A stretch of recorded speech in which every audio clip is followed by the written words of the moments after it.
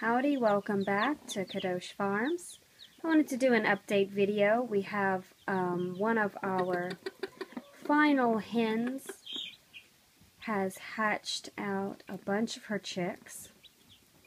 She only had 5 eggs under her and one is still not hatched. But I had a Marin who was sitting on some eggs. Hers peeped. And then once it started to break free from its shell, she attacked it. So I had to move it to our black Australorp. So she now has her 4 plus 1 from the Marin and an egg that's not hatched.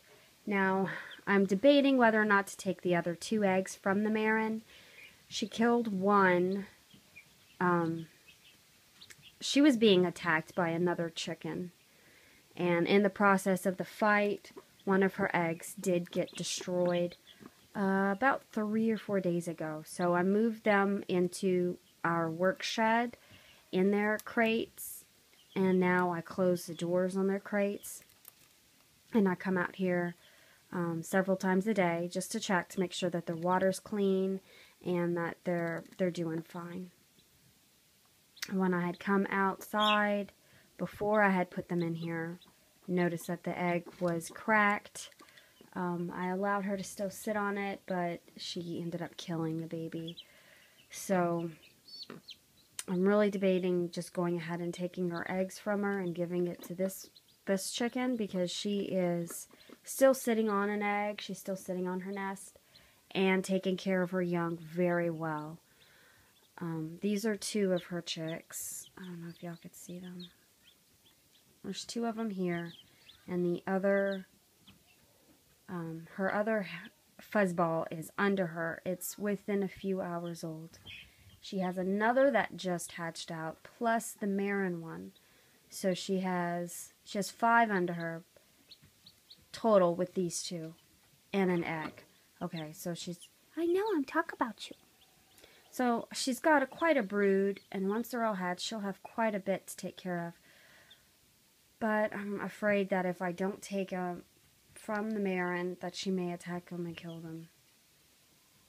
Our other 2 hens hatched out 2 chicks each, and they're no longer sitting on a nest. They didn't have any more eggs after that.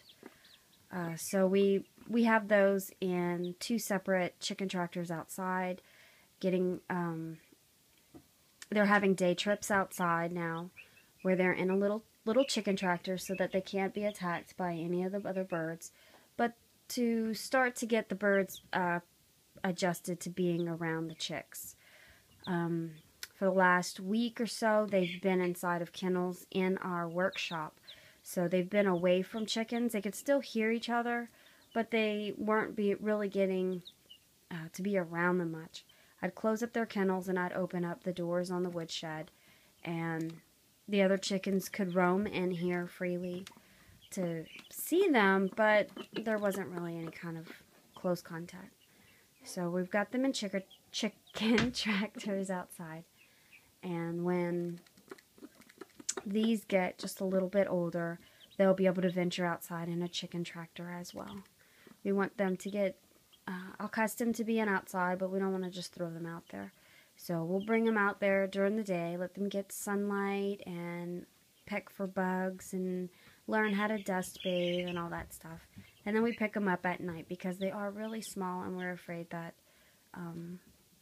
that they would be susceptible to the lower temperatures at night.